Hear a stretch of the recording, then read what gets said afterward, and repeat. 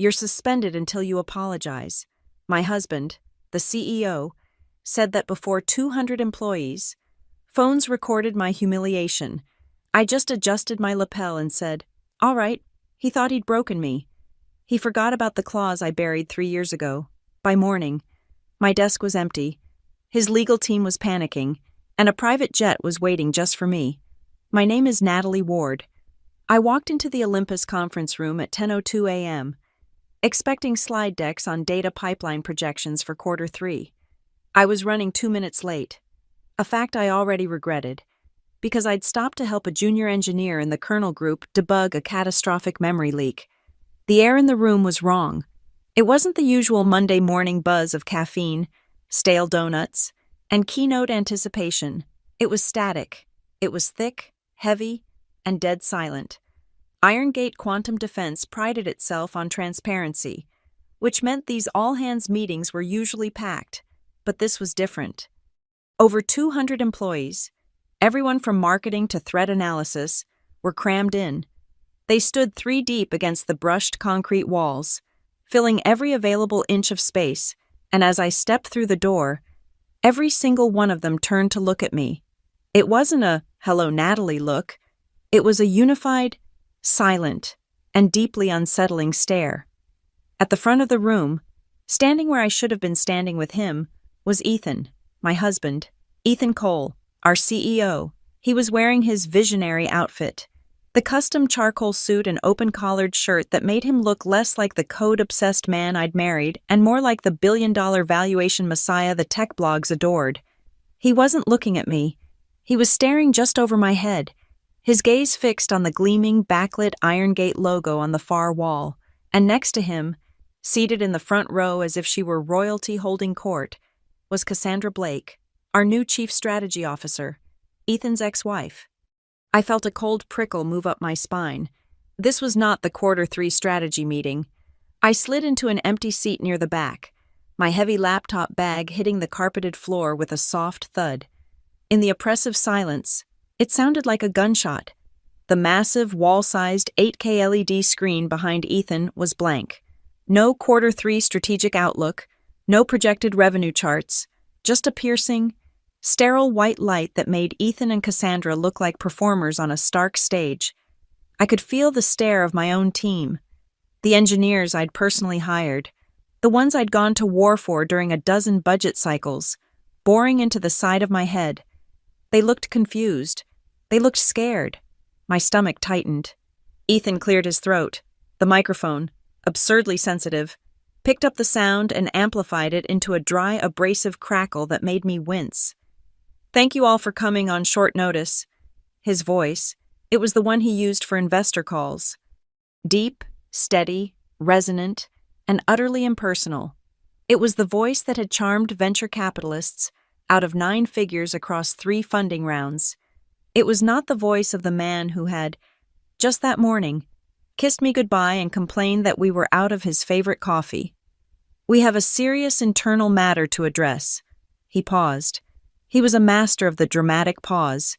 He let the tension build, let the entire room hang on his next word. "A severe rumor regarding Natalie Ward's professional misconduct has been—" He glanced down at a note card on the lectern, as if he needed a reminder of my name. "Preliminarily verified." A collective, sharp intake of breath sucked the remaining oxygen from the room. Misconduct. It was a filthy word. It was a corporate executioner's word. He didn't say what. He didn't have to. The vagueness was the point. It was a blank canvas, and he was inviting 200 people to paint it with the worst possible betrayals. I knew, instantly, what this was. It was the chatter Cassandra had been overhearing for weeks. The whispers she'd, regretfully, brought to Ethan's attention. That I was unhappy with the company's direction. That I was talking to BlackRock Cybernetics, our biggest rival. That I, Natalie Ward, the chief architect of the entire damned system, the woman who wrote the original code for the Prometheus security framework in our cramped Phoenix apartment, was leaking our architecture for profit. It was a lie so absurd, so fundamentally impossible for anyone who knew my work ethic, that I had dismissed it. I had assumed Ethan would dismiss it. I had fatally, stupidly, underestimated Cassandra. I looked at her. She was sitting perfectly still, her ankles elegantly crossed, hands folded over a sleek white tablet on her lap. Her blazer was the color of cream, sharp and impossibly clean. She wasn't looking at Ethan, the man delivering the verdict. She was looking right at me. Her expression was one of mild, clinical concern, a practiced mask of sympathy. But her eyes were bright. They were dancing. She was triumphant. She had built the pyre, and now my own husband was lighting the match. I could practically see the presentation she had prepared for this, full of manufactured evidence, forged chat logs, and carefully worded concerns for the company's integrity. Ethan continued, his voice dropping another register, becoming gravelly with performative regret. This company is built on trust from our clients, and trust in each other. That trust has been compromised. He finally looked at me. His eyes met mine across the crowded room, and there was nothing there. No love, no history, no shared dreams. Just the flat, dead eyes of a CEO protecting his assets. Effective immediately, Natalie Ward is suspended from all projects. All system access is revoked, pending a full investigation.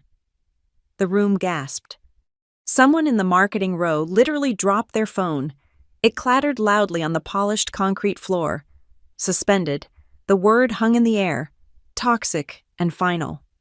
This suspension will remain in effect, Ethan added, his voice hardening, until she publicly apologizes to Cassandra and the board of directors for damaging the company's reputation.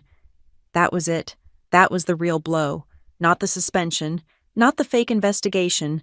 Apologize to Cassandra. He wanted me to kneel, in front of everyone, in front of the engineers who reported to me, in front of the salespeople who sold the product I built from nothing. The heat started in my stomach, a sick, coiling lurch of molten lead, and it rushed up my neck, flooding my face until my skin felt like it was blistering. I could feel 200 pairs of eyes watching me burn. I could see them, in my peripheral vision. The smartphones, half hidden, screens glowing as they recorded my public execution. They were waiting for the breakdown. They were waiting for the tears. They were hungry for the denial, the accusations, the drama. Ethan, how could you? She's lying. She set me up. This is insane. I did none of those things. I met Ethan's cold stare. I held it. I held it until he was the one who had to look away first, his gaze flicking back to the safety of the logo on the wall. I let a small, tight smile touch my lips. It wasn't a real smile. It was a baring of teeth. I let the silence stretch, filling it with their anticipation, their desperate hunger for my collapse. Then, in the dead quiet of that room, I spoke. My voice was clear, steady, and just loud enough for everyone to hear. All right, just 2 words. All right. The room went from silent anticipation to stunned, baffled confusion. I saw people exchange mystified looks. This wasn't in the script. The crazy emotional woman hadn't shown up. The guilty cornered executive hadn't begged. Ethan himself looked taken aback, his prepared speech for my inevitable outburst now useless. Cassandra's polite, concerned mask twitched. Just for a second. A flicker of annoyance. They had expected a bomb to go off. I had given them a click, the sound of a mechanism engaging. I knew this game. This was a classic corporate hit. Textbook in its execution. If I screamed, I was unstable. If I cried, I was weak. If I accused Cassandra, I was just the jealous, hysterical wife. My only move was to not play, to accept their move with a calmness that defied their entire narrative. Inside my head, it was anything but calm. My blood was pounding in my ears like a drum, but beneath the rage, beneath the white-hot humiliation, something else was clicking into place. A timer, a fail-safe I had built 3 years ago, a clause buried deep in the original founder's operating agreement, written by a bulldog of a lawyer I'd hired in Delaware before we were even profitable. A clause I had insisted on, and Ethan, in his haste to get the company structured, had signed without reading. He'd laughed it off at the time, calling me paranoid. The clause concerning intellectual property reversion, my intellectual property, the very framework the company was built on, a clause that triggered in the event of a bad faith termination or suspension, conducted without a formal third-party arbitration process, his bad faith suspension. I stood up. The movement was slow, deliberate, not a single wasted motion. I bent down, picked up my heavy laptop bag, and slung it over my shoulder. I gathered my tablet and my personal phone from the table. I didn't rush. I smoothed the lapels of my blazer. Then I turned my back on Ethan and Cassandra. I started the long walk from the back of the room to the exit. It felt like walking through wet cement, every eye a physical weight on my back. The whispers started instantly, a sibilant, hissing tide rising to fill the vacuum I'd left. God, maybe it's true. Did you see her face? She didn't even deny it. I can't believe it. Suspended. Just like that. Apologized to Cassandra, wow. I walked past my own team.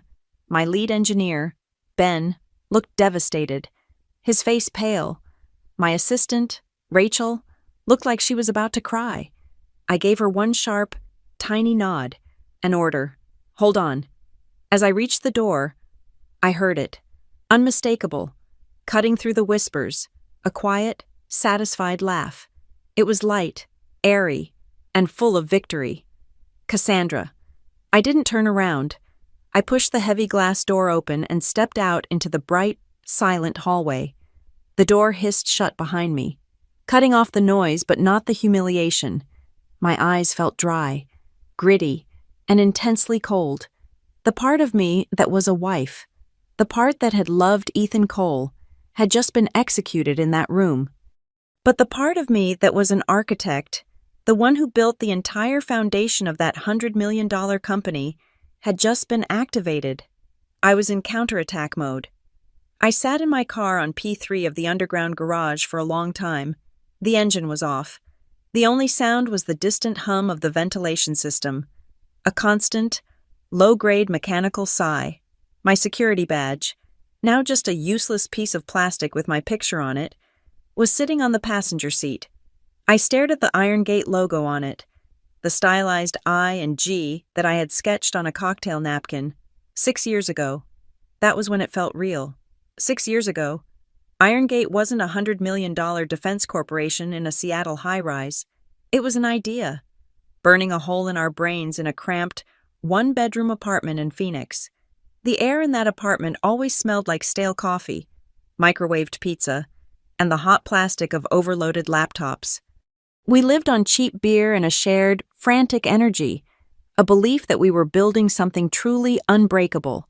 Ethan was the voice. He had the MBA, the easy charm, the perfect teeth, and a supernatural ability to make anyone, from a skeptical angel investor to a jaded journalist, believe that Iron Gate Quantum Defense was not just a company, but a revolution.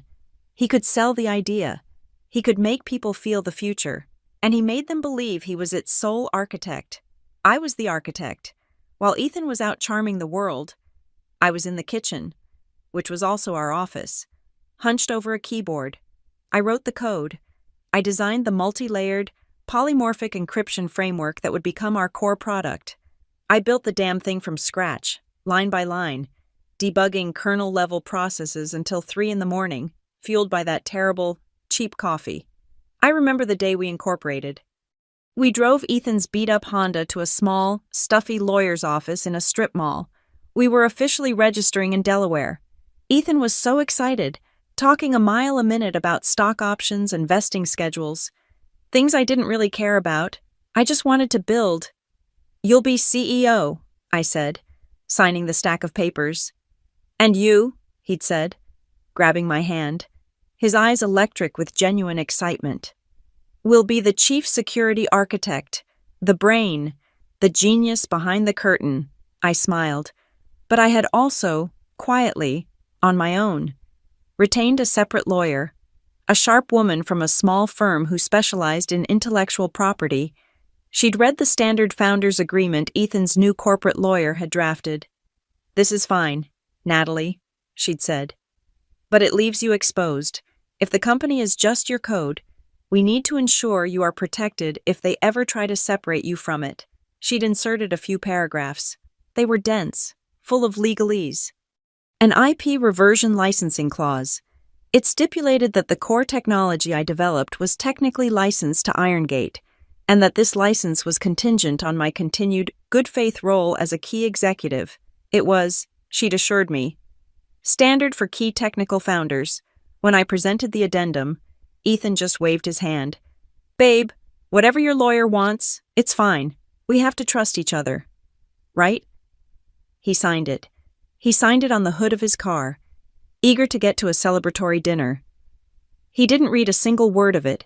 He just saw another paper in a stack of papers that stood between him and his title as CEO.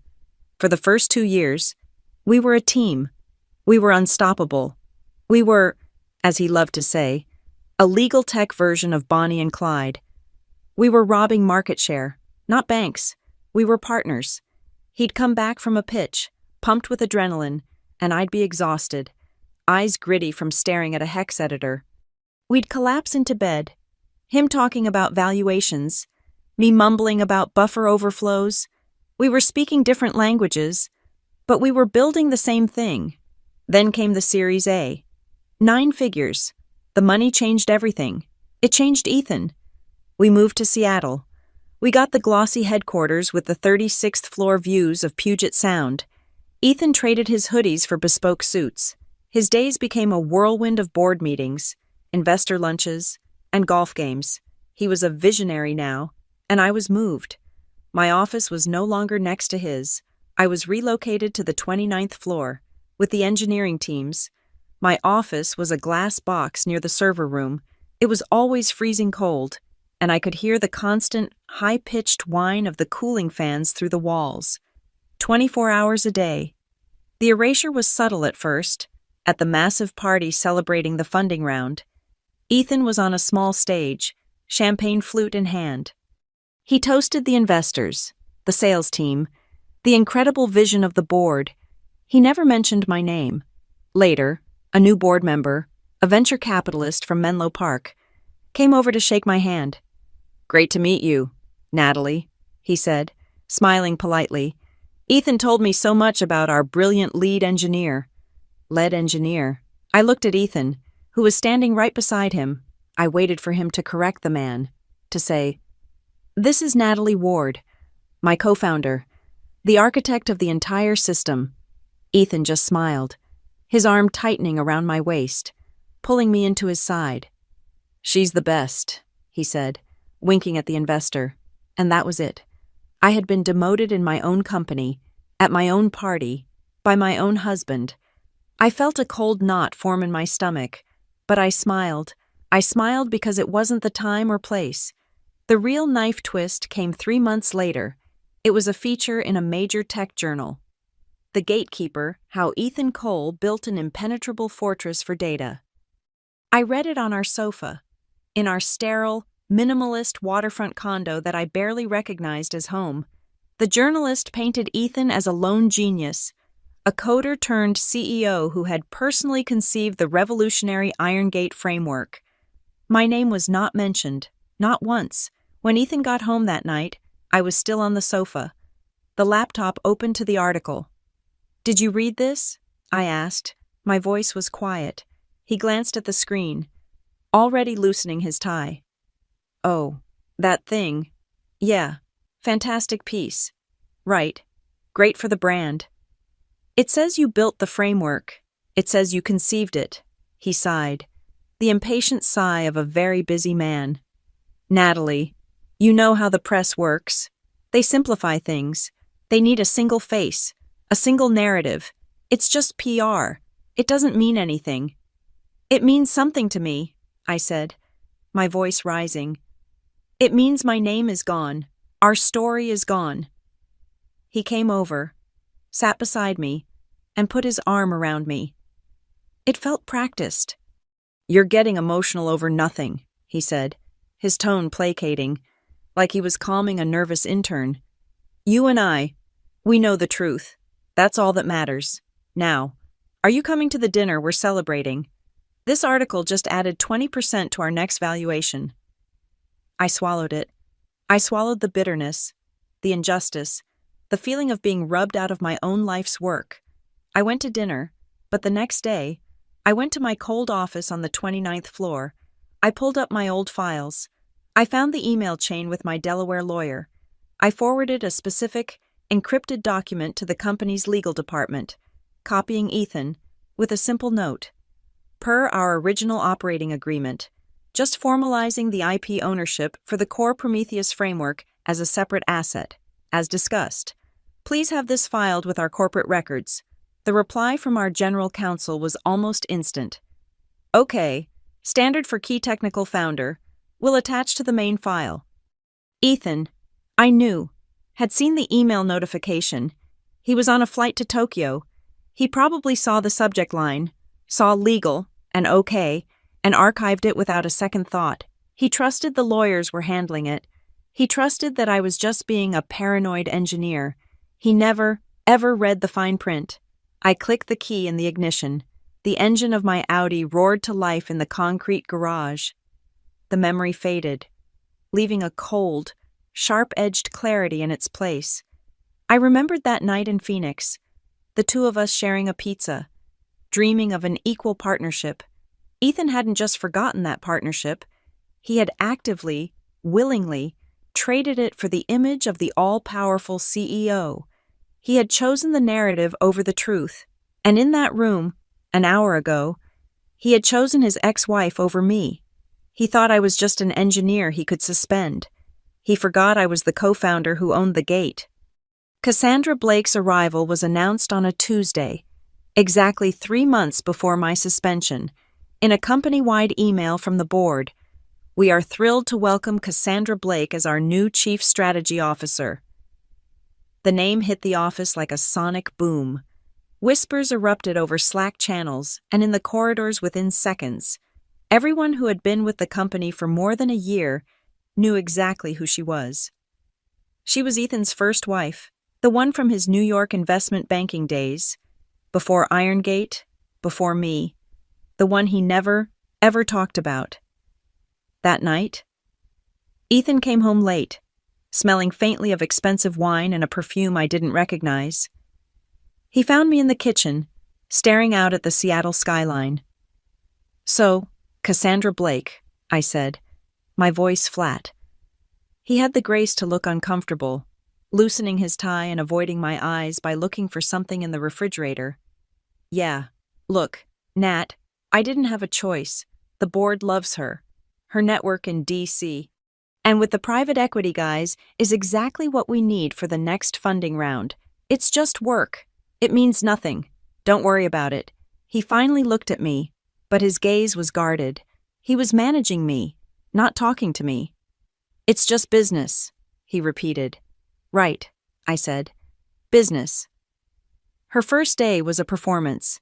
She didn't just walk into the executive wing. She made an entrance. She wore a winter-white blazer with shoulders so sharp they could cut glass, and the requisite red-soled heels that clicked with sharp, expensive authority on our polished concrete floors. She moved like she had already mapped the entire building, like she had owned it for years. I was in the executive boardroom for her official introduction to the leadership team. She glided in, shaking hands with the CFO, laughing at a joke from the head of sales, her bright, confident voice filling the room. Then she got to me. I was standing near the window, coffee mug in hand. She stopped, her smile freezing for a microsecond before reforming into something bright and pitying. "Ah," she said, her voice dropping into a conspiratorial, woman-to-woman tone. "You must be Natalie, Ethan's current wife, right?" The emphasis was a razor blade. It sliced through the room, dismissing everything else I was. I was not the co-founder. I was not the architect. I was just the current placeholder in a role she had once occupied. I felt the blood rush to my face, but I kept my expression neutral. I set my mug down and extended my hand. "Natalie Ward," I said, my voice clear and cold. system architect, and co-founder. She took my hand. Her grip was aggressively firm, a classic power move, designed to assert dominance. Her nails were perfect. "Of course," she said, her smile not reaching her eyes. She held the handshake just a second too long, her gaze raking over me, taking in my simple black sweater and slacks. I was engineering. She was strategy. She found me unimpressive. Then she released my hand as if dropping something distasteful and turned, beaming a 1,000-watt smile at the board members who had just walked in. "Victor, so wonderful to see you again." The Cold War began that very afternoon. In my next product roadmap meeting, I was presenting a detailed analysis of security risks for our next-generation platform. I was halfway through a complex slide on zero-knowledge proofs when Cassandra interrupted. "Natalie, darling, can we pause?" she said, not as a question, but a command. She didn't wait for an answer. "I just find this all terribly granular. The clients we're targeting don't care about the how. They care about the what. They want to feel secure, not sit through a computer science lecture." She clicked a remote, and my technical schematic was replaced by her own slide. It was beautiful, all clean lines, bold fonts, and 3 simple bullet points. It had a sleek, marketable name, the Iron Gate Nova Initiative. "This," she said, "is how we sell it. Adaptive, predictive, absolute, that's the new strategy." I stared at the screen. "That's Cassandra. That's just a marketing slide. The adaptive part you're referencing requires a total rewrite of the event correlation engine. That's a 6-month project, minimum, and it'll open up 3 new attack surfaces if we don't—" "Details," she said, waving a dismissive hand. "That's what your engineers are for, aren't they? My strategy is to focus on the narrative." Ethan, who had been quiet, finally spoke. "I like it, Cass. Absolute, that's strong." I looked at him, stunned. He was nodding, completely buying the slick packaging. He hadn't even looked at my risk assessment. It only got worse. Cassandra and Ethan started traveling together, a lot. "Meeting with the DC clients," he'd say, "lobbying for that big Department of Defense contract." The official Iron Gate Instagram account, which I rarely looked at, suddenly became a photo blog for their partnership. There was Ethan and Cassandra, clinking champagne glasses at a D.C. gala. Ethan and Cassandra, laughing, heads bent together over a laptop in a private airport lounge. Ethan and Cassandra, flanking a senator, with the caption, "The Visionary Leadership of Iron Gate, Ethan Cole and Cassandra Blake, making inroads for a more secure future." I wasn't just in the background. I was completely out of the frame. The whispers in the office changed. My assistant, Rachel, a smart, no-nonsense woman who had been with me for 2 years, mentioned it while we were grabbing coffee. "They're calling them the power couple again," she said, trying to sound casual, her eyes fixed on the espresso machine. "Who is? Just, the sales guys, the new marketing hires. They heard Ethan and Cassandra were married before, back in New York. They think it's romantic." "A power couple, reunited to build an empire." I forced a laugh. "That's ridiculous. It's just work. Rachel, good for the brand, right?" She looked at me, her expression full of sympathy I didn't want. "Right, Natalie, good for the brand." But it stung. It stung because it wasn't just about pictures. It was about the work. Cassandra began restructuring everything. She implemented a new bonus model for the sales team that incentivized closing deals fast, regardless of the technical specs promised. She pushed for flashy features that looked good in a demo, but had no real security substance. Safety and stability, my core principles, were suddenly labeled bottlenecks to innovation. I'd present a new, hardened authentication protocol.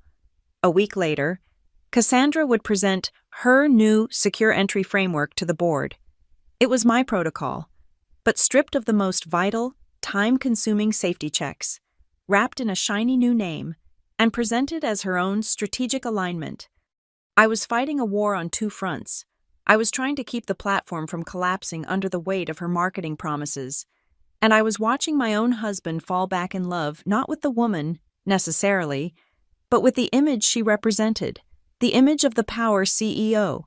Standing side by side with an equally slick, ruthless partner, I, with my technical warnings and my focus on the granular details, was suddenly the boring, cautious wife, the anchor holding him back from his glorious vision. The breaking point came in a closed-door board meeting. Cassandra was presenting her masterpiece, Nova Vault 2.0. It was a complete redesign of our core security architecture. It was flashy. It had animated diagrams, impressive buzzwords, and graphs that all went up and to the right. It promised to cut client onboarding time by 50%. It was also, from a security standpoint, a house of cards, a ticking time bomb. I saw the flaws instantly. She was proposing to bypass our hardened logging system for a more efficient, cloud-based solution, a cheap third-party vendor with known vulnerabilities. She was prioritizing speed over verification at every single checkpoint. It was built to be sold, not to be secure. "This is incredibly risky," I said, my voice echoing in the silent, tense room. "Cassandra, this design effectively dismantles the entire Prometheus framework. You're creating a dozen single points of failure. If one of those third-party APIs goes down, or worse, is compromised, we won't just be breached. We'll be handing the keys to the entire kingdom to the attacker." Cassandra just smiled, her placid, patient smile.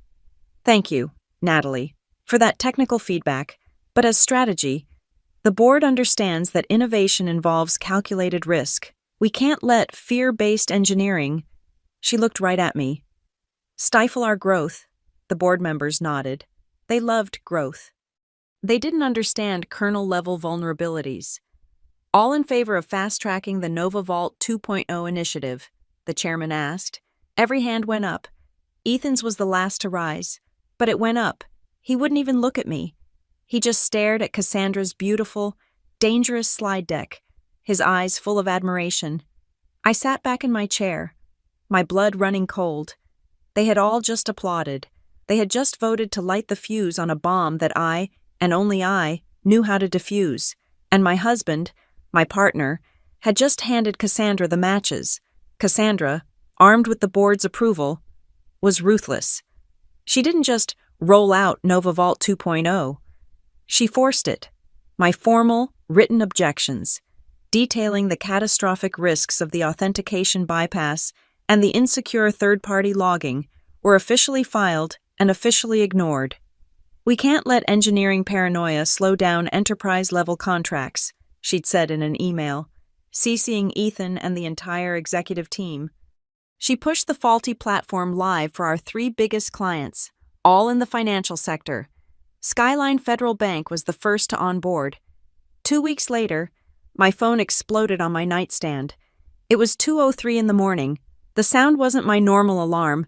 It was the high-priority, 5-alarm fire alert tone I had personally coded into our core monitoring system, the one that meant not just an outage, but an active, verified breach. A stream of red flag notifications was scrolling across the lock screen: critical, unauthorized privilege escalation, production environment, Skyline Federal. My blood turned to ice. I was out of bed, pulling on the jeans I'd left on the floor. Before I was fully awake, I didn't even bother brushing my teeth. I just grabbed my keys and my laptop bag. The drive to the Iron Gate headquarters in downtown Seattle was a 20-minute blur of red lights and illegal turns. I left my car in the fire lane at the entrance and used my master key card to override the nighttime elevator. I burst onto the 29th floor. The IT Operations Center. The war room was chaos. The lights were on full blast, fluorescent and humming, making everyone look pale and sick. The night shift team, 3 junior ops engineers, were huddled around the main console, their faces white with panic. "What's the ingress point? What's the attack vector?" I demanded, dropping my bag and plugging my laptop directly into the core switch. "We don't know. Natalie," one of them, a kid named Mark, stammered, his hands shaking so badly he could barely type. The alerts are coming from everywhere. The logging system, it's just spitting out garbage. We can't trace the origin. Where's Cassandra? I snapped, my fingers flying across my own keyboard, pulling raw packet dumps. She's not answering her phone, Mark said. And Ethan, we think he's on a flight. His calendar says he was at a keynote in Vegas, with Cassandra. Of course he was. I pushed the kid gently out of the main chair. Get me a direct line into the production database. Now. I dived into the console. The noise. The garbage data. The chaos. It was a distraction. It was a smokescreen. The attacker was sloppy. But they were fast. And they were using the very vulnerability Cassandra had created. The efficient third-party logging system wasn't just spitting out garbage. It was actively hiding the attacker's tracks. Just as I'd predicted, they had bypassed the main authentication. They were already inside. They're not in the database yet, I said, my voice dropping into a cold calm. They're in the application layer. They're trying to escalate privileges to root. I found the entry point. It was a laughably simple injection attack, exploiting the onboarding shortcut Cassandra had demanded for Skyline.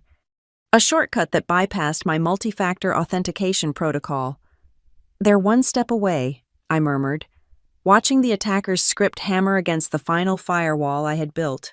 One more push, and they would have access to the personal and financial data of every single customer of Skyline Federal Bank. We weren't talking about a data breach. We were talking about the end of our company. Billions of dollars in liability, jail time. Cut all external access from that vendor's API. Kill it. Now, I ordered Mark. But that's part of Nova Vault, he protested. All of Skyline's systems will go dark. Do it. He hit the kill switch. The attacker's script vanished. The hammering stopped. Silence. Did we get them? Mark asked, his voice a whisper. No, I said, staring at the screen. We just locked them inside with us. Now we have to hunt them. For the next 6 weeks, I did not go home. I lived in my cold office on the 29th floor. I slept on the gray institutional-grade sofa, using my jacket as a pillow. I ate instant noodles and stale protein bars from the vending machine. My hair was permanently tied up in a greasy knot. I lived on caffeine. My hands developing a constant, low-grade tremor from the sheer volume of it. I, and the core team of engineers I trusted, worked around the clock. We were performing open-heart surgery on a live system.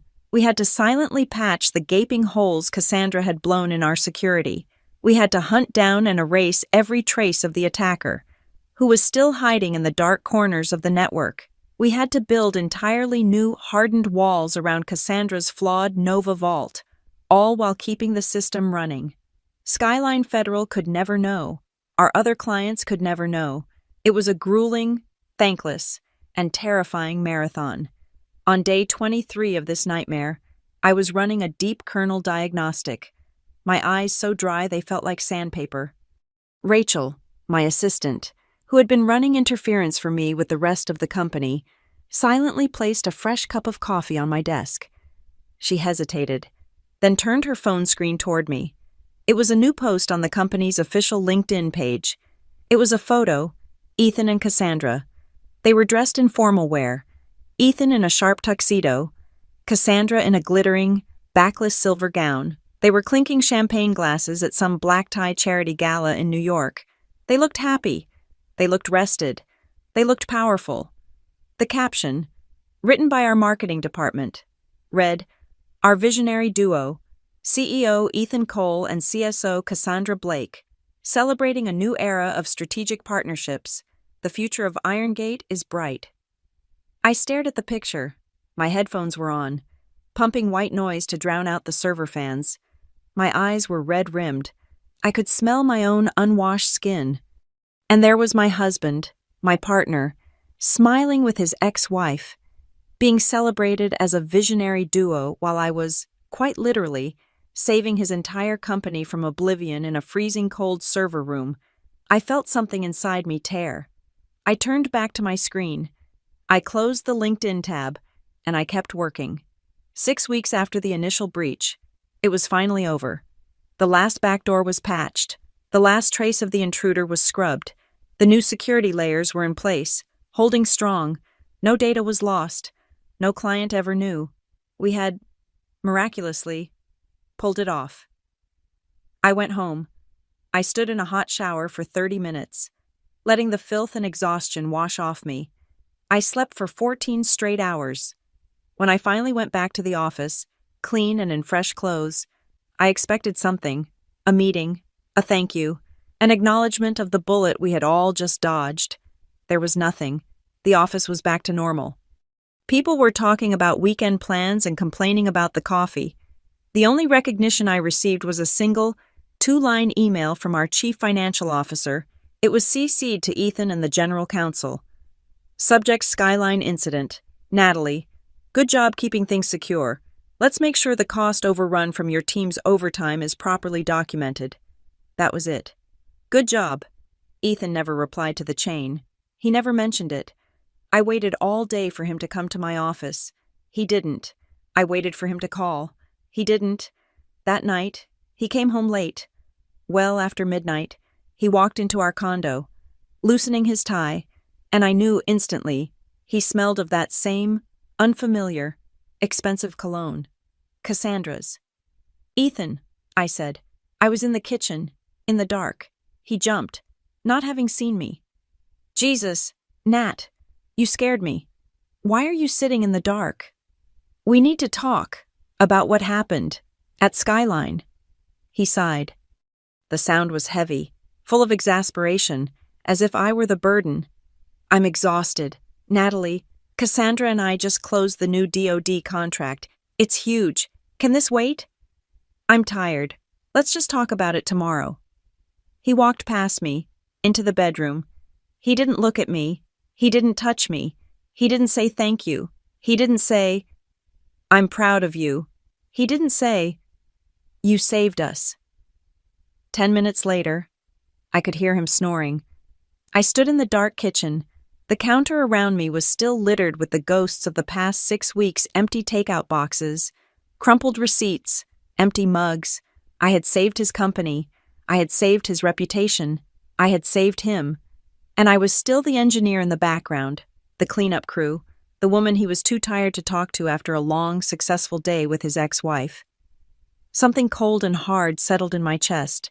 It was a realization. I had built this, the code, the framework, the value. It was mine. I had defended it. I had saved it. And I had done it alone. While the visionary duo took pictures for LinkedIn, I would never be in this position again. No one, not Ethan, not Cassandra, not the board, would ever be allowed to take what I had built away from me. If they wanted to push me out, they would learn what it meant to try and run a company without its foundation. It was exactly 1 week after I had closed the book on the Skyline incident. 1 week of silence from Ethan. 1 week of me coming to the office, sitting in my cold glass box, and acting as if I hadn't just single-handedly saved the company. The crisis was over, but the war had just entered a new, uglier phase. The rumors started subtly, as they always do. They were never spoken to my face.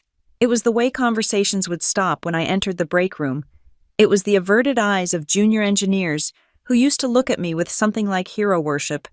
Rachel finally told me what was being said. They're saying, Natalie, this is insane. They're saying you're on the payroll of BlackRock Cybernetics. She told me, her voice a low, furious whisper in the stairwell. They're saying the breach at Skyline wasn't a real attack, that it was you, designing a back door, and you got caught. I just stared at her. It was brilliant. It was horrifyingly, poisonously brilliant. Cassandra hadn't just ignored my 6 weeks of work. She had retroactively reframed it as a criminal act. She had taken my victory and painted it as a failed conspiracy, and I finally understood. I looked at Cassandra during the next executive stand-up. She wasn't looking at me with rivalry anymore. The competition was over. The look she gave me was cold, distant, and final. It was the look of a biologist regarding a specimen she was about to dissect. I was no longer a person to her. I was a problem, and the solution had already been decided. I was a pawn to be sacrificed to secure her own position, and to remove Ethan's only remaining technical anchor. The trap was sprung the following Tuesday. It was a high-stakes demo for a massive potential client, a European banking consortium. This was a make-or-break deal for Cassandra's new Nova strategy. Cassandra was at the front of the room, leading the presentation. She was magnetic. I had to give her that. She was all polish and confidence, translating complex ideas into irresistible, high-level strategy. "And here," she said, clicking to a new slide, "is the crown jewel, our proprietary threat adaptation mechanism. It's a predictive, AI-driven engine that doesn't just block threats, it anticipates them, learns from them, and rebuilds the perimeter before the attack can even fully form." She was describing, word for word, a framework I had designed. A project I had personally spent the last 10 months developing in my spare time. A passion project I'd codenamed Chimera. I had presented the initial concept to Ethan and the RD team almost a year ago. Cassandra was presenting it as her own strategic innovation. The client looked impressed. Ethan, sitting at the head of the table, was beaming at her, his eyes shining with a pride he hadn't shown me in years. When she finished the slide, a polite silence fell over the room. I waited, then I unmuted my microphone. "That was an excellent high-level summary. Cassandra," I said, my voice perfectly calm, purely informational. The entire table tensed. "For the client's technical team, I'd be happy to provide the original white paper. My team filed it 10 months ago. It's in the main company repository under Project Chimera. The repo contains all the original commit logs and the architectural spec. If your engineers would like to do a deep dive on the mechanism's core logic—" I didn't accuse. I didn't raise my voice. I just stated a fact. The blood drained from Cassandra's face. Her smile became a tight, rigid mask. The client, sensing a fissure, suddenly looked intensely interested. "Ah, so this is your team's work, Ms. Ward?" he asked, turning to me. Before I could answer, Ethan cut in, his voice jovial, but with a steel edge I knew well. "That's the beauty of Irongate. Our strategy and engineering teams are in perfect sync. Natalie's team built the engine, and Cassandra's team gave it the wings to fly." It was a clumsy save. I looked at Ethan. He was staring at me, his eyes dark with a specific, cold fury. It was the look he gave a junior executive who had spoken out of turn in an investor meeting. It was the look of a man whose perfectly crafted presentation had just been sabotaged. He wasn't angry at Cassandra for lying. He was angry at me for telling the truth. Cassandra, however, had recovered. She gave a short, brittle laugh. "Exactly. Ethan, teamwork." Underneath the conference table, hidden from the client, I saw her pick up her phone. Her thumb moved with furious, stabbing speed. She was texting, I knew, instinctively. She wasn't texting a friend. She was texting the legal department. The rest of the demo was a blur. The client left with polite, non-committal smiles. The moment the door closed, Ethan rounded on me. "What the hell was that? Natalie?" "She was taking credit for my work," I said simply. "She was selling," he hissed. "She was closing a 9-figure deal, and you undercut her. You made us look divided and petty over credit. When do you not understand this? It's the narrative that matters." "The truth matters, Ethan. The truth," he said, stepping closer, his voice dropping to a dangerous whisper, "is that you're not a team player. Cassandra is bringing in contracts, and you are becoming a liability." He turned and walked out of the room, leaving me alone. 3 days later, I was summoned to the Olympus conference room. The meeting from part 1. This was it. I walked in, and the atmosphere was just as I remembered: static, silent, and hostile. 200 people, all staring, Ethan at the front, and Cassandra, in the front row, looking serene. When Ethan delivered the line, "A severe rumor regarding Natalie Ward's professional misconduct has been preliminarily verified." I finally understood. The text to legal, the rumor about BlackRock Cybernetics, it had all been formalized. She had taken my correction at the demo, twisted it, and used it as proof of my disloyalty. She'd built a case, complete with her forged evidence, and presented it to Ethan and the board as an internal report, a report I was never allowed to see, a report that confirmed I was a liability. They were all waiting. When he delivered the final blow, suspended until she publicly apologizes to Cassandra, the room inhaled. They were hungry for the explosion. They wanted the drama. This was better than television. The co-founder, the wife, publicly humiliated by the CEO husband and the ex-wife. My assistant, Rachel, was standing near the wall, tears welling in her eyes. She caught my gaze and whispered, her voice frantic, "Natalie, say something. Fight this. Tell them." I looked past Ethan, past the 200 employees staring, their phones held low. I looked directly at Cassandra. She met my gaze, and she smiled. It was not a hidden smirk this time. It was a slow, radiant, unambiguous smile of total victory. It was the look of a predator that had finally, after a long hunt, watched its prey step into the snare. The look of someone who had just dangled me over a cliff and knew, with absolute certainty, that I had no way to climb back up. She had won. She had taken my work, my company, and now, my husband. And in that second, I knew exactly what to do. If I screamed, I was the hysterical wife. If I cried, I was the weak, emotional woman. If I accused her, I was the jealous, paranoid shrew. Any reaction was the one they expected. Any reaction was a confirmation of their narrative. Any reaction meant I had lost, so I gave them nothing. I held Cassandra's victorious stare. I let a small, tight smile touch my own lips, and I spoke into the dead, expectant silence. "All right." I watched the victory drain from Cassandra's face, replaced by a flash of stunned confusion. I saw Ethan's jaw go slack. This wasn't the script. I stood up. I collected my tablet and my phone. I slung my bag over my shoulder, and I began the long walk out of the room. My footsteps the only sound. I walked past Rachel, whose face was a mask of disbelief. I pushed open the glass door and stepped into the hallway. The door hissed shut behind me. I made it to the elevator bank before Rachel caught up, grabbing my arm just as the doors opened.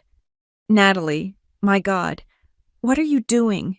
she whispered, her voice breaking as we stepped inside and the doors slid closed, encasing us in stainless steel and silence. "You just let them. What are you going to do? What happens now?" I looked at the illuminated numbers above the door, watching 36 light up as we began to descend. I took a deep, steadying breath. The heat was gone. The humiliation was gone. All that was left was a cold, sharp, perfect clarity. "It's already done, Rachel," I said. She stared at me, her brow furrowed. "What's done? I don't understand." An apology. I turned to look at her.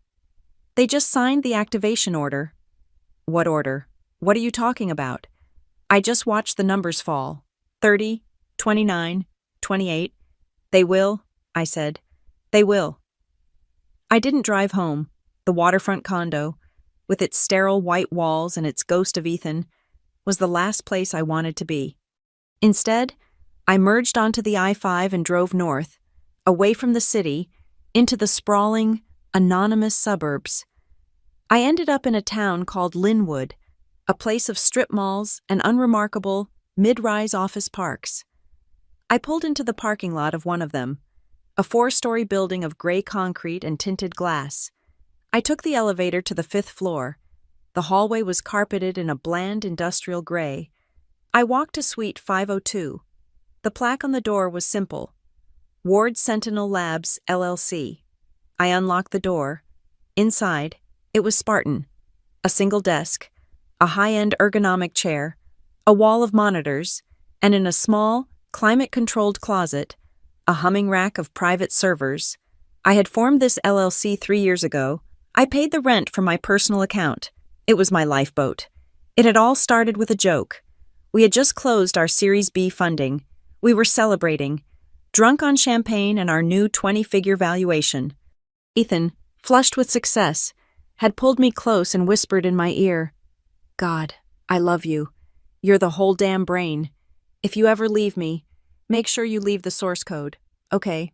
He'd laughed. I had not. The very next week, I had a meeting with my private intellectual property lawyer, the sharp woman from Delaware. He said what she'd asked, not smiling. He was joking. I said, "That's not a joke. Natalie?" she'd replied, her pen tapping on a legal pad. "That's a liability. Right now, your IP, the Prometheus framework, is a work-for-hire asset owned by IronGate. You are a co-founder, but if they find a way to fire you for cause, you walk away with stock. Maybe you lose your life's work. We need to fix that." We drafted the addendum that day. It was beautiful, a masterpiece of legal engineering. It was called the IP Reversion and Key Person Licensing Agreement. It was simple in its function. It legally redefined the Prometheus framework, the core of IronGate's entire product line, not as a company asset, but as my intellectual property, my IP, which was then exclusively licensed to IronGate. The license had one critical, non-negotiable condition. It was contingent on my continued, good-faith employment as chief security architect and a board member. If the company ever moved to suspend, demote, or terminate me in bad faith, which my lawyer defined precisely as any such action taken without a mutually agreed-upon third-party arbitration and a formal 30-day investigative period, the license would be immediately and irrevocably voided. The IP, all of it, would revert to me, or more precisely, to its legal holding company, Ward Sentinel Labs LLC. Ethan had signed it. He was deep in visionary mode, high on the Series B success, and dismissive of anything that wasn't a new sales deck. I'd presented it to him and our general counsel. "It's just a standard IP protection addendum," my lawyer had explained to ours, lawyer to lawyer. "Standard for key technical founders. It just cleans up the ambiguity from the original Articles of Incorporation, protects Natalie, and by extension, protects the company from any future IP challenges." Our general counsel, a man Ethan had hired from a golf club, had glanced at the summary and nodded. "Okay, standard for key technical founder." Ethan, seeing his own lawyer agree, had scrawled his signature across the bottom of the document without reading past the first paragraph. He was on his way to a flight to Dubai.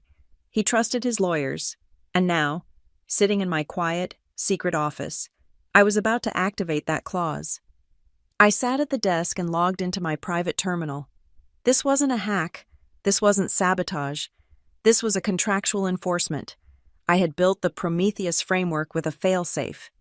Every single client instance, every internal dev environment, every access token at IronGate was hard-coded to ping a central licensing server for a validation check every 5 minutes. It was standard practice, designed to manage client subscriptions. Ethan thought that licensing server was on the IronGate cloud. It wasn't. The true master authorization node was right here, in this server rack. Humming quietly in the closet, it was physically and legally controlled by Ward Sentinel Labs. I opened a command line interface. I had written this script 3 years ago, hoping I would never, ever have to run it. It was not a delete command. I wasn't an anarchist. It was a simple, elegant authentication reroute. I set the execution time 00:01 a.m. 1 minute past midnight. At that exact second, every single license key associated with IronGate's master account would be marked pending reauthorization. Any employee, from the junior-most intern to Ethan himself, trying to log in would be met with a simple, terrifying message: access denied, license revoked. Any client system trying to run a security check would fail. Its dashboard flashing red: critical authorization failure, please contact administrator. The system wouldn't crash. It would just stop. It would become a multi-$100 million brick, and the administrator to be contacted. The system logs would, at 00:02 a.m., populate with a new administrative contact. Ward Sentinel Labs LLC. My work wasn't done. This wasn't just about the code. It was about the narrative. Cassandra and Ethan had seized the narrative. It was time to take it back. I opened a separate, heavily encrypted volume on my server. I called it the Archive. For the past 3 months, ever since Cassandra had arrived, I had been documenting everything, every email where she had dismissed my security concerns, every commit log showing I had written the code for Project Chimera, which she had stolen, every time-stamped design document. I also had a separate folder. It contained the forensic analysis of the BlackRock rumor. I had traced the origin of the forged chat logs. They didn't come from an outside hacker. They came from a burn-listed IP address registered to a freelance reputation management consultant in Estonia. A consultant who had received a single, untraceable crypto payment from an account that I had, after 2 weeks of sleepless nights, linked to a shell corporation. A shell corporation Cassandra had set up during her New York days. She hadn't just framed me, she'd been sloppy about it. I drafted 2 emails. The first was to my lawyer. Subject triggered. They did it. Formal notice of bad faith suspension delivered today at 10 a.m. in front of 200 employees, no arbitration, no due process, executing IP reversion clause at 00:01 a.m. The attached archive contains all supporting documentation for breach of contract and for a separate tort case against Cassandra Blake. Please proceed. The second email was different. It was to someone outside the company, Amelia Rhodes. Amelia was the COO of Helios Capital Group, our single largest client. They accounted for almost 40% of IronGate's annual recurring revenue. Amelia was sharp, a former NSA analyst who saw through everyone's bullshit. She and I had a quiet, professional respect. At a tech summit in Austin 6 months prior, she'd pulled me aside. "Your framework is revolutionary, Natalie," she'd said. "Ethan is a great salesman, but you're the asset. I hope your contracts reflect that. Always, always keep control of your core IP." My email to her was short. Subject heads up, Amelia. Per our conversation in Austin, an internal governance issue at IronGate has forced me to enact a contingency plan. As of 00:01 a.m. tomorrow, my IP license to IronGate will be revoked, pending restructuring. This will cause a service interruption for Helios. I am activating a temporary secure channel license specifically for you to ensure Helios experiences no downtime, but I needed you to know first. I am now the sole legal administrator of the platform. I hit send on both. My lawyer's reply was an automated message received. Amelia's reply came in less than 60 seconds. It wasn't an email, it was a text message to my personal phone. "Natalie, I thought this might happen. We have a bold contingency plan ready. If your clause is valid and you are now in control, be at Boeing Field, South Terminal, at 9 a.m. tomorrow. A Helios jet will be waiting. We have a lot to discuss." I stared at the message, a private jet. I turned back to my console. The script was locked in. The emails were sent. The archive was ready. I set the master timer on the server. 00, 58, 00, 59, 01, 00. A single line of text appeared on my screen, executed, all IronGate class licenses revoked. A second line appeared, executed, all AUth handlers rerouted to auth wards Entinel Labs, com. I shut down the terminal. I turned off the monitors. The only sound in the room was the quiet, satisfied hum of my server. I walked out of the office, locked the door, and went to my car. For the first time in months, I wasn't angry. I wasn't humiliated. I was, quite simply, ready. I didn't sleep. I didn't need to. I sat in the clean, anonymous quiet of a hotel room near my Linwood office, watching the clock on my phone. At 1 minute past midnight, I pictured the scene. I knew exactly what was happening in IronGate's main data center in Tacoma. The servers, all 800 of them, were still running. The lights were all still green. The system was, technically, up. But at 0:01, as the internal cron jobs ran their 5-minute validation checks, the replies started coming back. License check failed. Key invalid. Auth request denied, license revoked. System halt. Please contact Administrator Ward Sentinel Labs LLC. I pictured the night shift team, their feet up on the desk, half asleep. The first alert would have made them jump, a single red line on a monitor, then 1,000, then the entire dashboard, the health of the system monitor, would have turned a solid, catastrophic red. They would have done the obvious things first. They'd have rebooted the primary authentication server. The message would remain. They'd have checked the firewall, no blocks. They'd have checked the network integrity, all packets flowing. They would have, in a rising tide of cold sweat panic, called the interim CTO, the man Cassandra had promoted to fill my role. He wouldn't have a clue. He didn't have the kernel-level access. I had designed the kernel. He would be staring at a system that was perfectly healthy, yet completely, stubbornly, and terrifyingly locked. He was a pilot in a cockpit where all the controls had suddenly been replaced by blank steel. At precisely 3:04 a.m., my own phone, sitting on the hotel nightstand, lit up, a call from Ethan. I watched it ring, and ring, and ring, until it went to voicemail. He would be in our bed, in our condo. Having been woken up by the panicked interim CTO, he'd be confused, groggy, and annoyed. His do not disturb mode, which I knew he set every night, would have been bypassed by the second or third frantic call.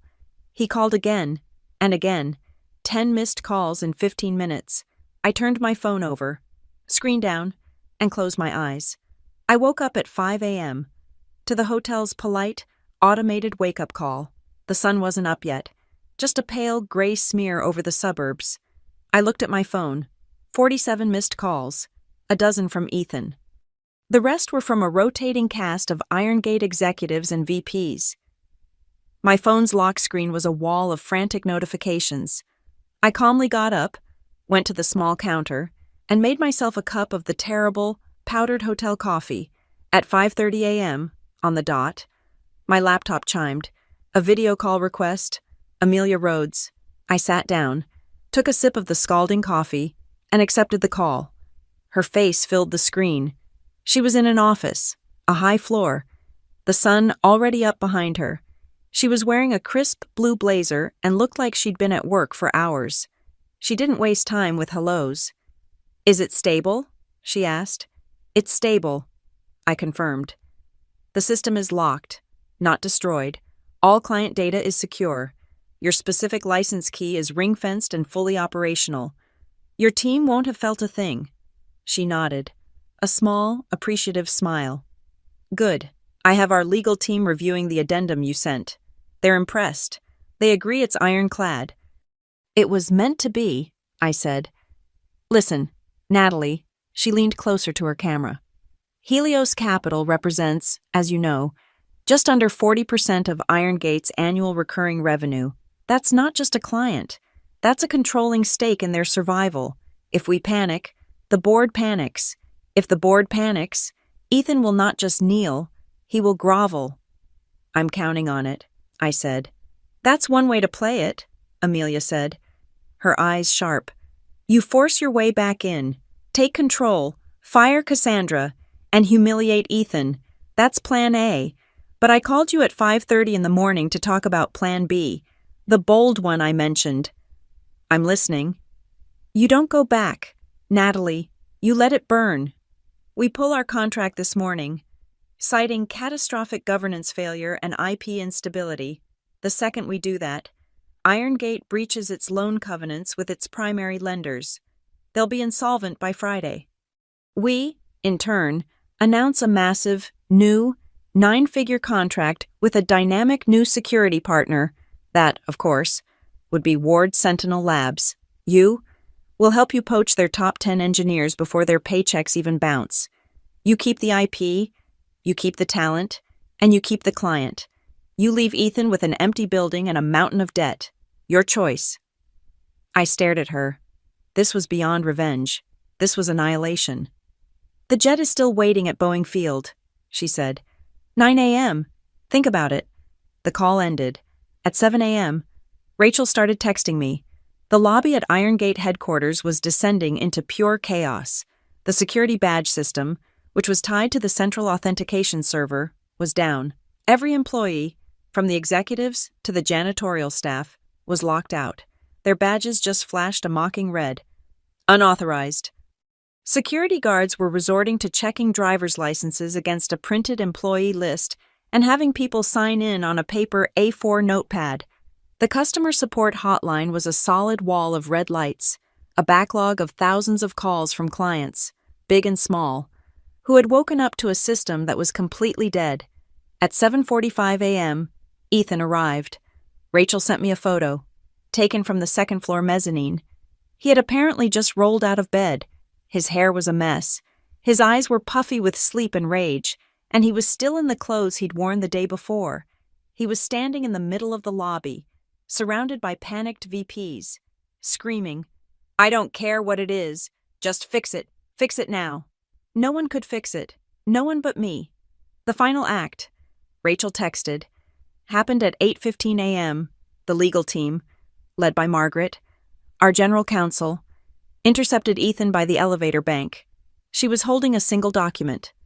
From Rachel's description, Margaret was visibly shaking, her face as white as a sheet.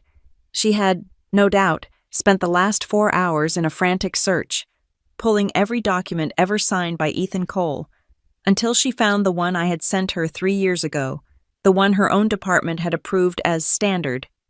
"Ethan, you have to stop," Margaret said, her voice loud enough for the entire lobby to hear.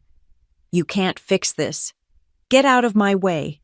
Margaret, we are under attack." "No," she yelled, finally stepping in front of him. "We are not under attack. We did this. You did this. You suspended Natalie Ward yesterday." "So what? She's a traitor. This is sabotage." "No, Ethan," Margaret said, holding up the document, the IP reversion agreement. "This is the operating agreement, the addendum you signed 3 years ago. I've read it 4 times. The suspension you issued yesterday without arbitration, without a formal investigation, without due process was a bad faith termination."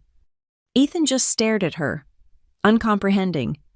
"According to this document," Margaret continued, her voice trembling, "the moment you suspended her, she ceased to be an employee, and the company's license to her intellectual property, the entire Prometheus framework was immediately voided. As of 12:01 this morning, Natalie Ward is the sole private owner of Iron Gates Core Technology. We are no longer a licensee. We are an infringing party. This isn't sabotage. Ethan, this is a contractual enforcement. She owns the company. She owns the code." The lobby, Rachel said, went dead silent. Ethan stared at the paper, stared at Margaret. The rage on his face collapsed into a sudden, awful, dawning comprehension. My phone rang. It was Ethan. I let it ring once, twice, then I answered. I put it on speaker. "Natalie," he breathed. His voice wasn't a roar. It was a desperate, strangled whisper. "Natalie, my God. What did you do?" "I did nothing, Ethan," I said, my voice calm and clear. "I'm suspended. Remember, you did this. This is sabotage. You're destroying the company, our company. There is no our company. Ethan, you made that clear yesterday in front of 200 people. You have a company, and I have my intellectual property, and right now, your company is in breach of my contract. Stop this," he begged, actually begged. "Natalie, please, just turn it back on. We can talk. We can fix this. I'll fire Cassandra. Whatever you want." "It's a little late for that," I said. "I'm not an employee. I have no obligation to fix anything for you. I am now, as of 12:01 this morning, an outside vendor, and my systems are telling me you have a massive, unauthorized usage of my licensed product." I heard him take a ragged breath. He was talking to someone else. "What do I do?" he was whispering. Presumably to Margaret. I heard her muffled reply. He came back on the line. His voice was choked with a humiliation so thick it was almost satisfying. "Ms. Ward," he said, the word Ms. sounding like acid on his tongue. The Iron Gate Legal Department, we formally request your presence at the headquarters to discuss a new, temporary consulting agreement to restore services. A consulting agreement, I repeated, savoring the words. I'll have to check my availability. Natalie, he screamed, the mask dropping. I'll be there in 30 minutes, I said. Have a contract ready? And my day rate, by the way, is $20,000 per day, payable in advance. I hung up. I finished my coffee. I put on my blazer. I walked out of the hotel and drove, not speeding, back to the Iron Gate headquarters. When I walked into the lobby, it was just as Rachel described, chaos. But it was a silent chaos now. Everyone, from the security guards to the VPs, just stared at me. I was the ghost at the funeral. I was the saboteur. I was, as of 8:15 that morning, the only person on earth who could flip the switch. Margaret, the lawyer, was waiting for me. She looked like she hadn't slept in a year. Natalie, she said, her voice low. They're waiting for you, in the main boardroom. Margaret, I said, stopping in front of her. Is the contract ready? She just nodded, defeated. Yes. Good, I said, and I walked past her, through the stunned, silent crowd of employees who, just yesterday, had watched me be suspended. I was no longer Natalie Ward. The wife, I was Ward Sentinel Labs, LLC, and I was here to talk terms. I walked into the main boardroom, not the smaller conference room from yesterday. This was the Intimidate the Investors room, the one on the top floor with the 30-foot mahogany table and the sweeping three-wall view of the Seattle skyline. They were all there, looking small and rumpled against the backdrop of their own power. Ethan was at the head of the table, his face pale and blotchy, his suit looking like he'd slept in it. Cassandra was next to him, her usual icy composure replaced by a rigid, white-knuckled terror. She looked like she was about to be sick. Margaret, the general counsel, was there, along with two other senior board members I recognized, both looking grim. A pile of laptops were open, their screens dark. The whole room felt like a tomb. I didn't sit. I walked to the head of the table, opposite Ethan, and placed my own laptop down. I represented Ward Sentinel Labs. I was not an employee. I was not his wife. I was a vendor. What is this? Natalie? Ethan started, his voice a low growl, attempting to reclaim his authority. A shakedown. You turn our company. Ethan, be quiet. Margaret's voice was sharp, cutting him off mid-rant. He looked at her, stunned into silence.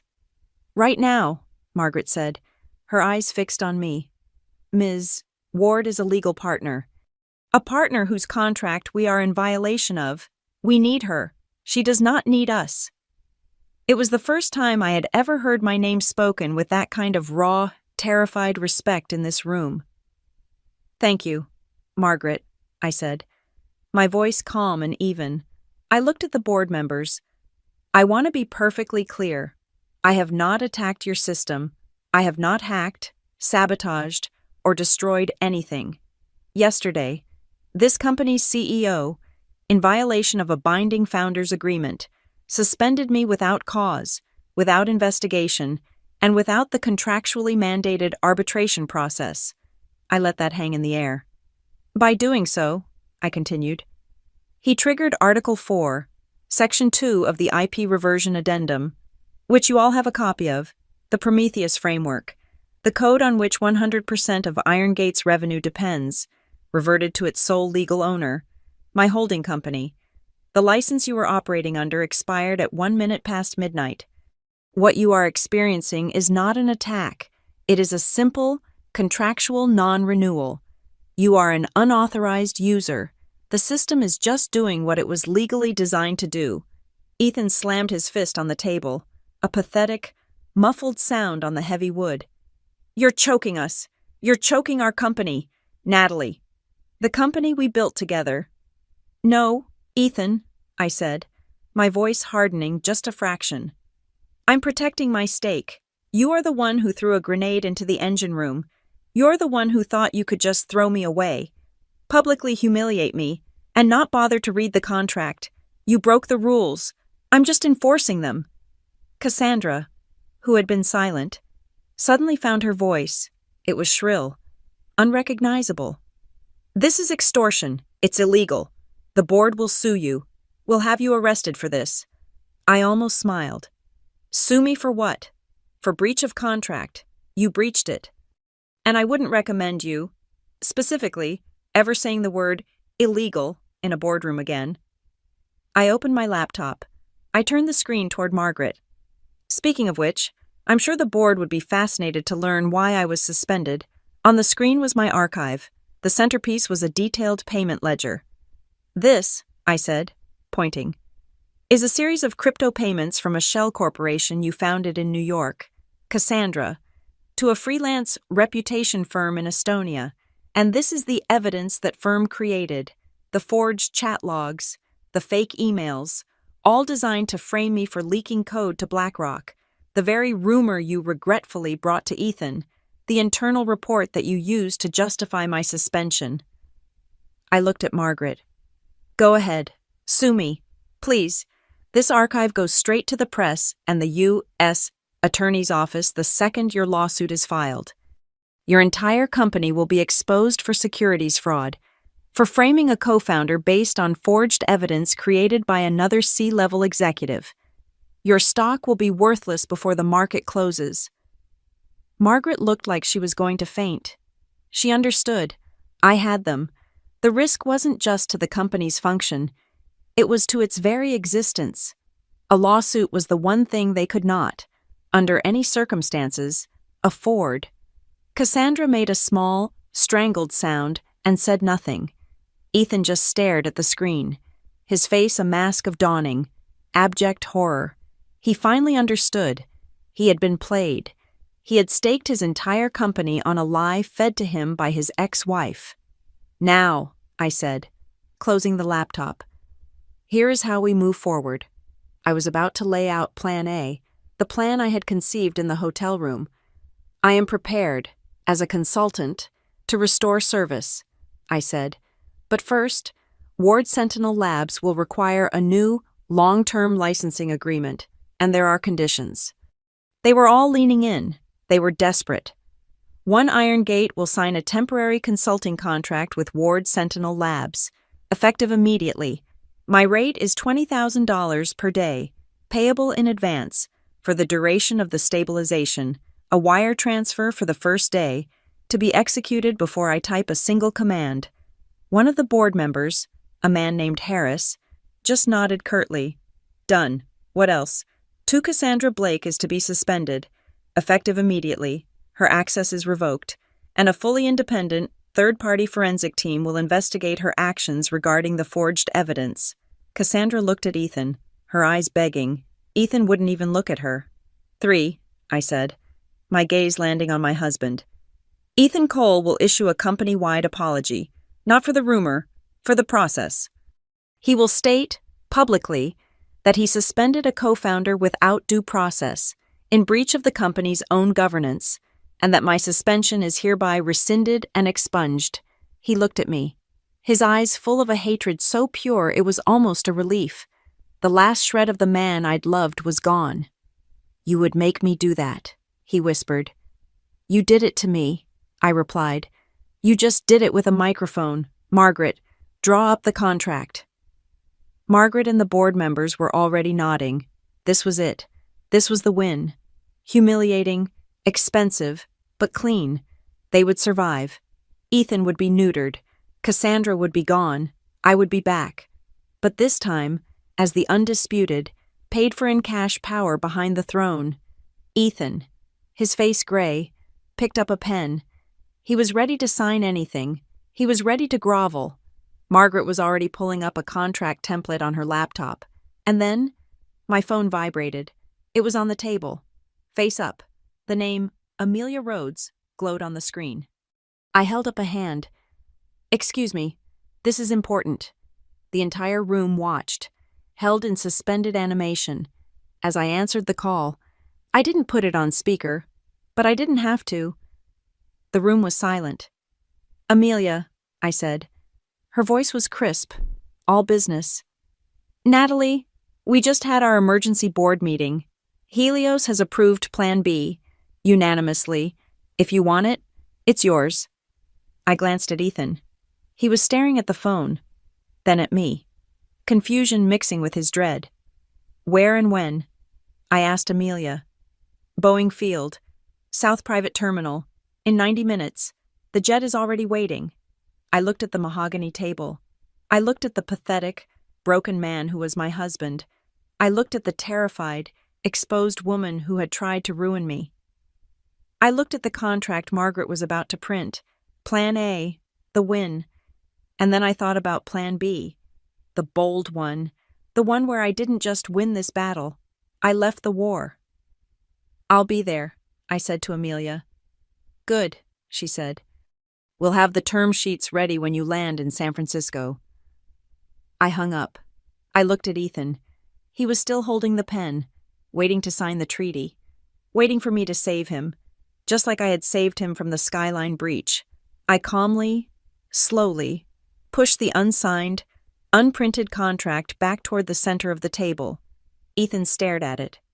What's wrong? You wanted 20,000. We'll make it 30,000. Just sign. I don't think I need these terms anymore, I said. I closed my laptop. The soft click was the loudest sound in the room. What does that mean? One of the board members asked. His voice suddenly panicked. Ms. Ward, what's Plan B? I slung my bag over my shoulder. I walked to the door. I paused, my hand on the handle, and looked back at my husband. It means, Ethan, I said, that your single largest client, the one that makes up 40% of your revenue, has just sided with me. They just called to let me know the jet is waiting. I didn't wait for a reply. I just opened the door and walked out, leaving them all sitting there, in their silent, beautiful, worthless tomb. The taxi pulled up to a separate, unmarked gate far from the main terminals.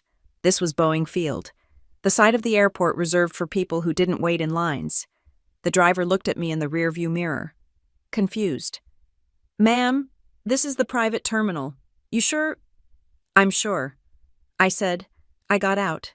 The air was cold, smelling of jet fuel and the nearby sound. In front of me, sitting alone on the tarmac like a sleek silver missile, was a Gulfstream. The Helios Capital logo, a stylized sun, was painted on the tail. The door was open. The stairs were down. A pilot in a crisp uniform was standing at the bottom, waiting. I paid the driver, my hand steady as I took the change. I pulled my laptop bag over my shoulder. It was just past 9 a.m., less than 24 hours ago. I had been branded a traitor in front of 200 people. My name, my reputation, all shredded in a public execution. Now, I was walking onto a private jet. I suddenly understood, with a clarity that was almost painful, what power really was. It wasn't the title of CEO.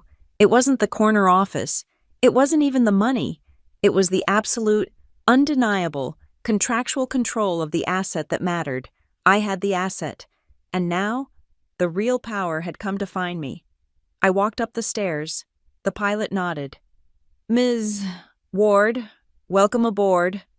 The cabin was all cream leather and polished dark wood. It was silent, insulated from the outside world. Amelia Rhodes looked up from a laptop as I entered. She was sitting at a table with a man I didn't recognize, though I knew his face. Victor Marquez, the chairman and founder of Helios Capital, a man legendary for dismantling and rebuilding entire industries. He was wearing a simple gray pullover, but he had the kind of quiet, predatory stillness that made Ethan's boardroom bluster look like child's play. Natalie, Amelia said, smiling. Glad you made it. This is Victor. Victor Marquez stood up. He wasn't a tall man, but he commanded the space. He shook my hand. His grip was firm, dry, and warm. Ms.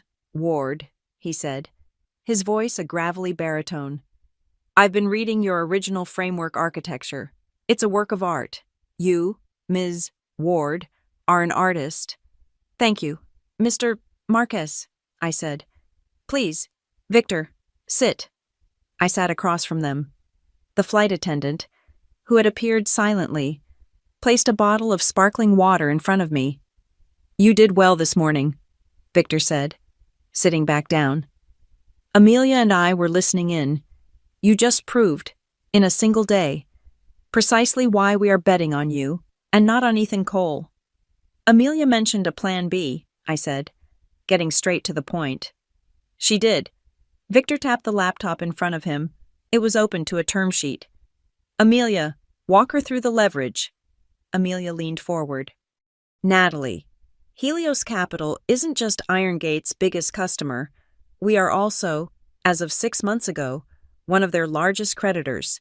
We financed their last hardware expansion through a $25 million convertible bond." I felt my eyebrows raise. I hadn't known that. That was a detail Ethan had conveniently left out. "A convertible bond," Amelia continued. "That has covenants, standard clauses, one of which stipulates that a material adverse change in governance or a loss of key intellectual property constitutes a default. A default, Natalie, which allows us to call in the entire $25 million immediately, and while, as we both know, Irongate doesn't have that in cash, they'd have to file for bankruptcy by the end of the week. I processed this. So, you're going to pull the contract and call in the debt. That," Victor said, "is the nuclear option, but we prefer surgical ones. We are businessmen, not barbarians. We don't want to destroy the technology. We want to liberate it from incompetent management." Amelia brought up the term sheet. "Here is the offer. Natalie, Helios Capital is prepared to fund, effective today, a new entity. We're calling it Ward Aegis Systems. You will be the CEO and founder. We will provide an initial $50 million operating line of credit." I just stared at her. $50 million. "We don't want to just be your client," Victor said. "We want to be your partner. We will help Ward Aegis Systems acquire the necessary assets from the failing entity known as Irongate, namely, the framework, which you already own, and the engineering talent, which we will help you poach." "It's a clean restructuring," Amelia added, though her eyes glinted. "On paper, it will look like a friendly, strategic acquisition. In reality, you'll be taking the engine, the crew, and the steering wheel, and leaving Ethan Cole with a very large, very empty, very indebted metal hull." I sat back, the implications of it washing over me. This was so much bigger than just revenge. This was a corporate coup d'etat, a thought, a small, lingering piece of the woman I had been yesterday, surfaced.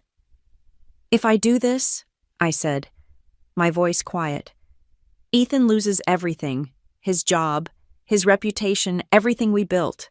Victor Marquez didn't smile. He looked at me with genuine, cold logic. "Mr. Cole," he said, "chose to bet his entire company and your entire career on an unverified rumor from a compromised executive. He chose his ego over his fiduciary duty.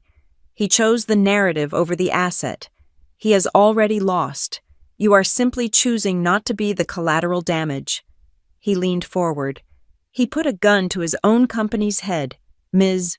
Ward, you are just refusing to be the one to pull the trigger for him, or to die when he does it himself." The flight attendant's voice came over the intercom. "Mr. Marquez, we are cleared for takeoff." "Good," Victor said. "We're going to San Francisco." As the jet engines spooled up, a feeling I hadn't realized I was missing. I was pressed back into the plush leather. Amelia outlined the final details. "We are sending the ultimatum to the Irongate board right now," she said. "They have 2 options. Option A. They accept a rescue package from Helios. This involves Ethan's immediate and permanent resignation as CEO. Cassandra's, of course. We install an interim CEO of our choosing, and you, Natalie, are reinstated, not as an employee, but as an independent partner, with a permanent board seat and full autonomous control of the technology. That's the friendly version." "And option B?" I asked. "Option B," Victor said, as the jet began to accelerate, "is what happens if they refuse, if they try to fight us. If they do, Helios pulls 40% of their revenue and calls in the debt simultaneously. The company is bankrupt by Friday. We, in turn, announce our new, massive partnership with Ward Aegis Systems, and you spend the next month interviewing your old, now unemployed, engineering team. The jet lifted off the runway. The ascent was so smooth, so powerful.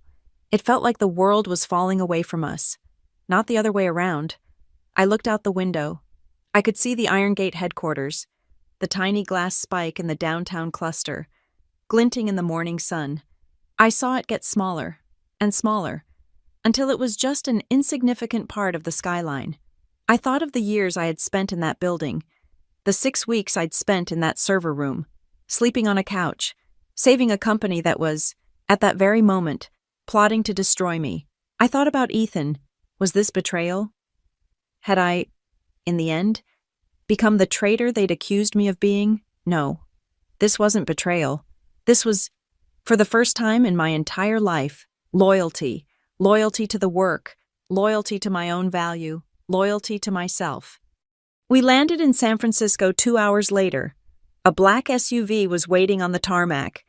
It took us to the Helios Capital headquarters, a soaring tower of glass and steel overlooking the bay.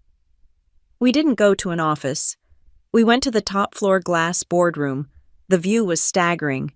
The bay, the bridges, the ocean. A team of lawyers was already there. They presented me with a single document, a letter of intent. It was 2 pages long. It was beautifully, terrifyingly simple. It stated that if the Iron Gate board, by 5 p.m. Pacific time that day, refused to accept option A, that Helios Capital would immediately execute option B.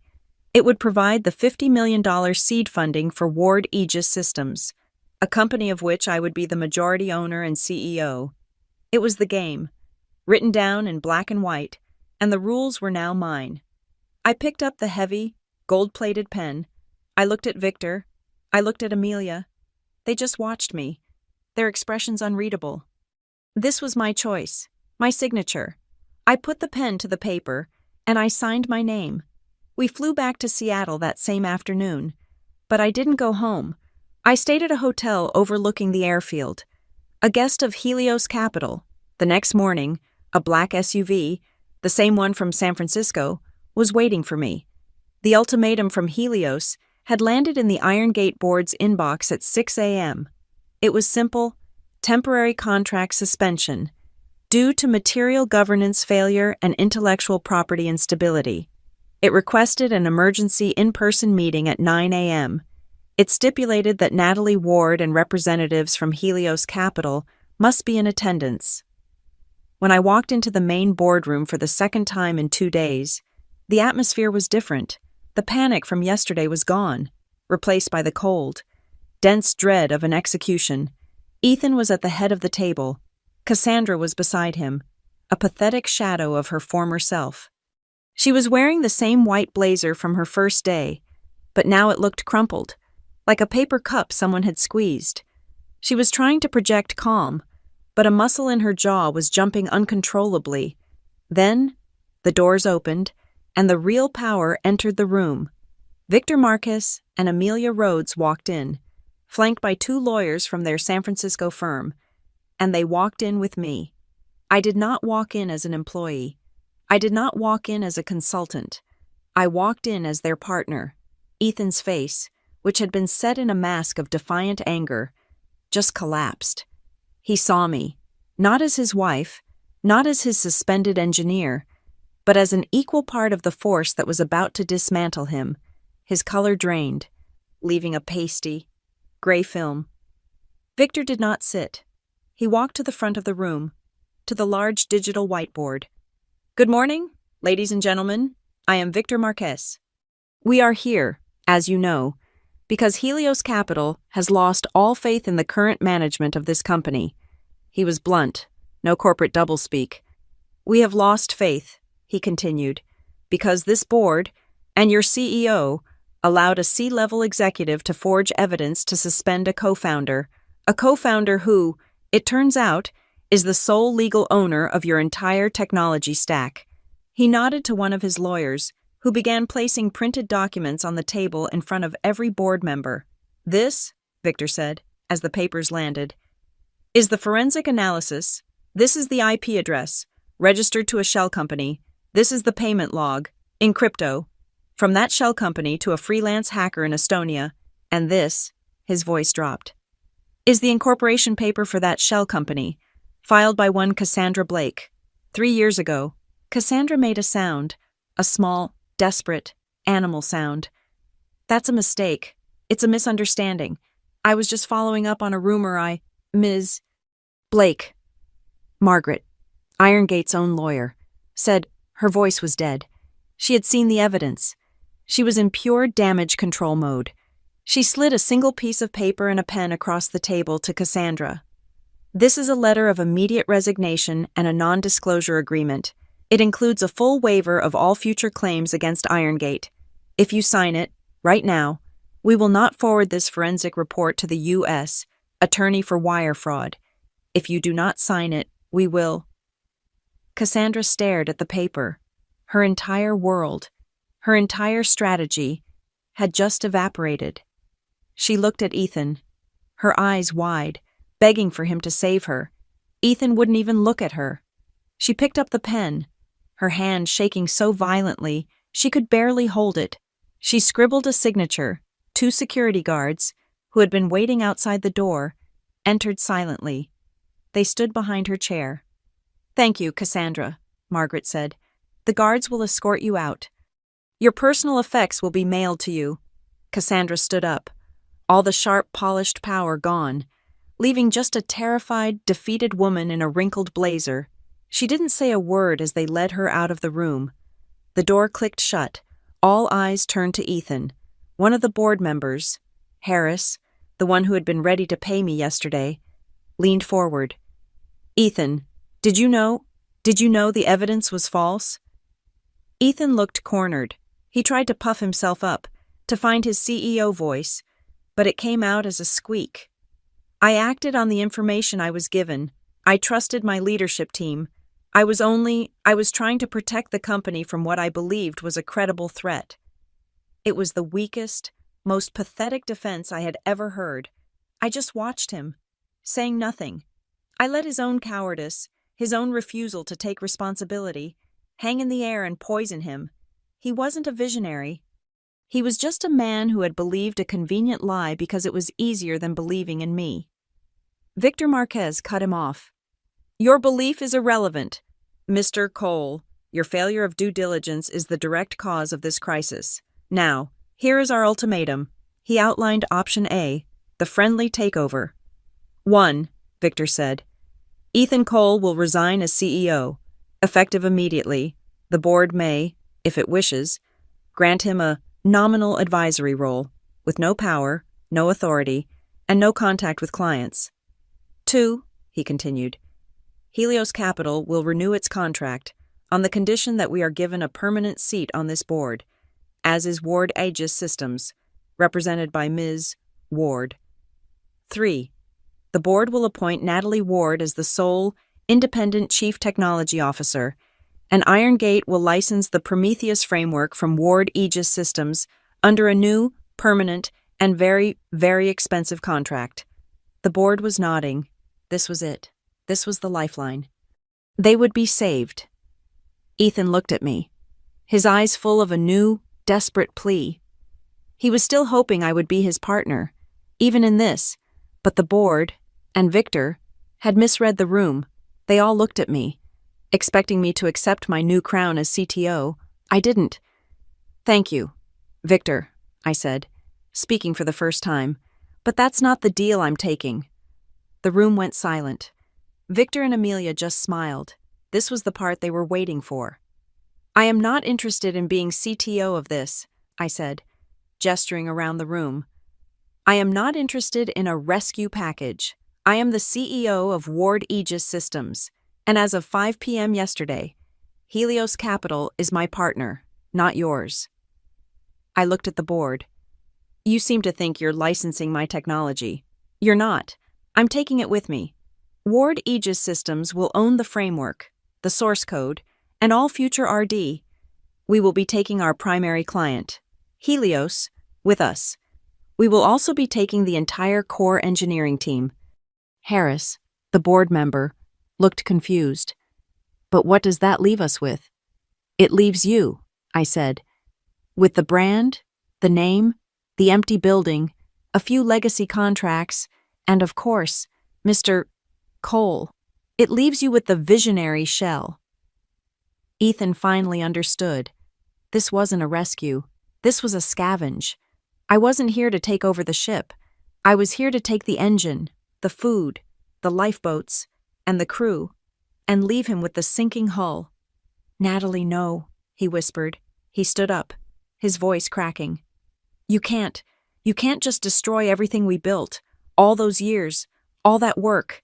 You would throw all of that away, just because of one mistake.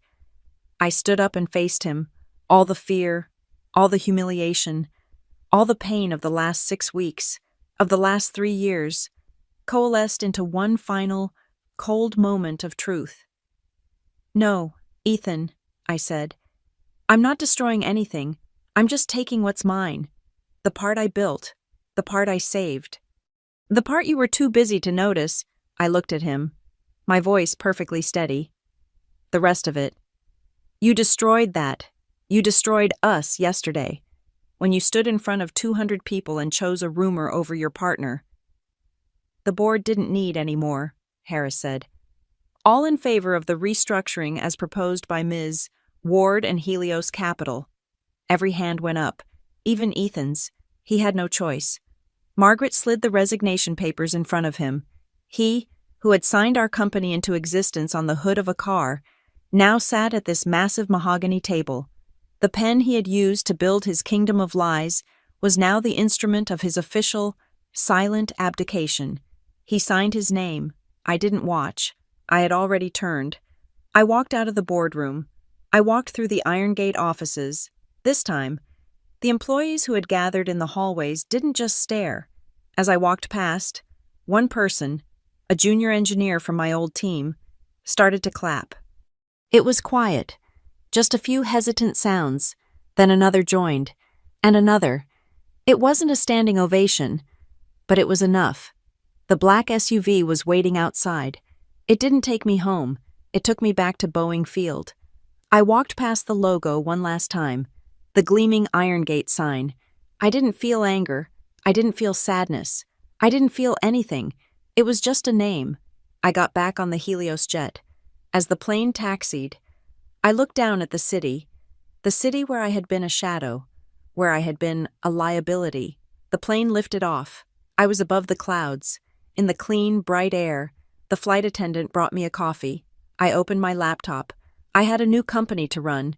I drafted an email to Rachel, to Ben, to the 10 best engineers I knew. Subject Ward Aegis Systems, Day 1, Team. I'm building something new, from the ground up, this time with fair contracts and a clear vision. If you want to build it with me and get the credit you deserve, reply to this email. I hit send. I looked out the window of the jet.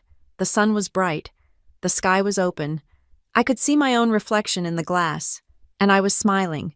It was not the smile of a woman who had just won a bitter revenge. It was the smile of a woman who had, finally, after all this time, taken back control. Thank you so much for listening to my story. I'm curious. Where in the world are you listening from? Let me know in the comments. Share your thoughts. And please, subscribe to Zoe Revenge Stories.